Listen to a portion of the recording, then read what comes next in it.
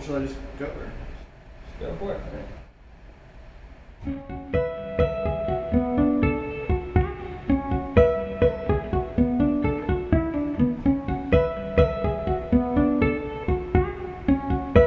My name is Caleb Burhans, and I am a composer, multi-instrumentalist, and singer.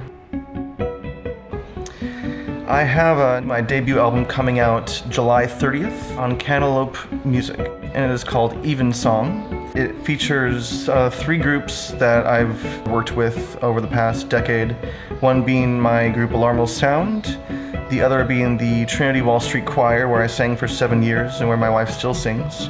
And the other group is the TARAB Cello Ensemble, which are all colleagues of mine from Eastman.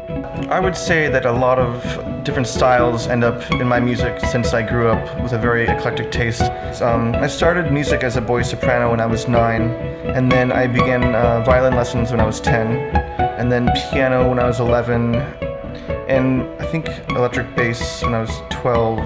I definitely feel like my time as a singer has affected the way I write music, but also like my involvement playing in rock bands and things like that while I was growing up, and also playing in orchestra. I think they all kind of feed into this river, which becomes what I'm writing.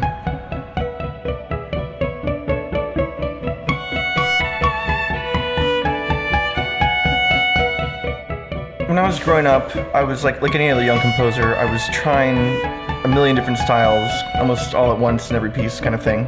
And I just hit a wall, in essence, like kind of what happens to a lot of undergraduate composers when they just try a bunch of things out and nothing's really sticking. So I took some time off and kind of reevaluated what it was that I wanted my music to do for me.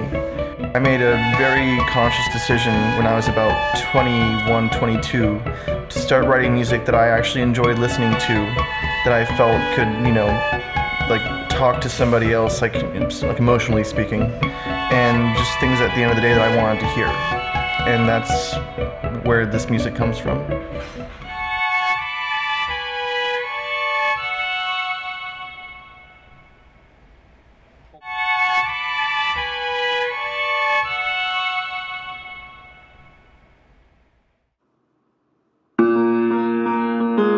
Well, Evensong is a service that takes place in, generally it's in the Episcopal or Anglican church, and I sang in the Episcopal church for 20 years. I just love that service quite a bit, and when I was in my early 20s I wrote Magnificat and Nunc Dimittis setting, which are usually the bookends musically for the Evensong service.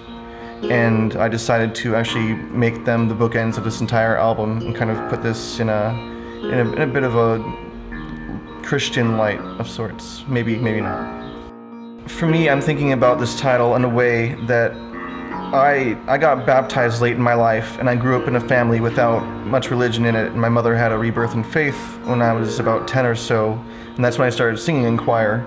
And I've never been decidedly Christian necessarily, even though I am baptized. But at the same time, I do appreciate what a lot of religion can give to a person. I appreciate the positive side of that. And at the same time, it's always been kind of confusing for me. And so I've always felt pretty agnostic about things, except for maybe Holy Week, then it becomes a little bit more real. But so that title, I think, really reflects upon this idea of being lost and within that, not entirely sure-footed.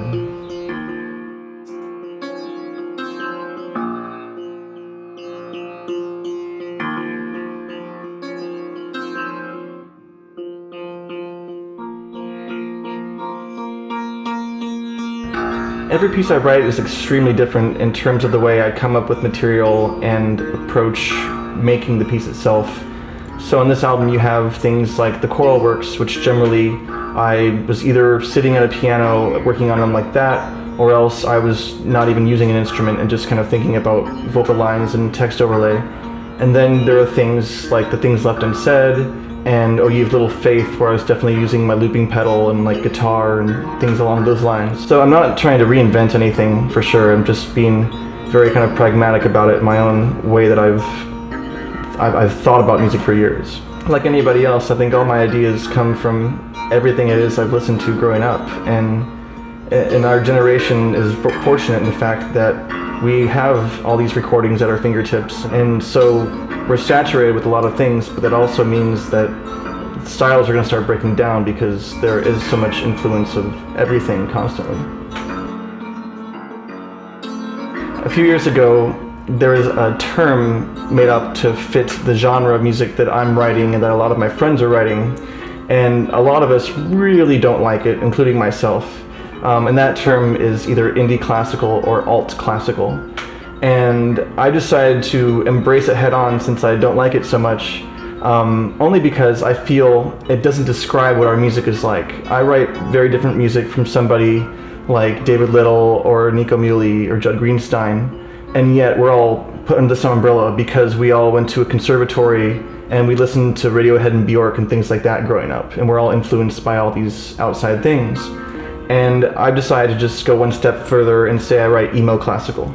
So that at least that way you have an idea of what you might be listening to.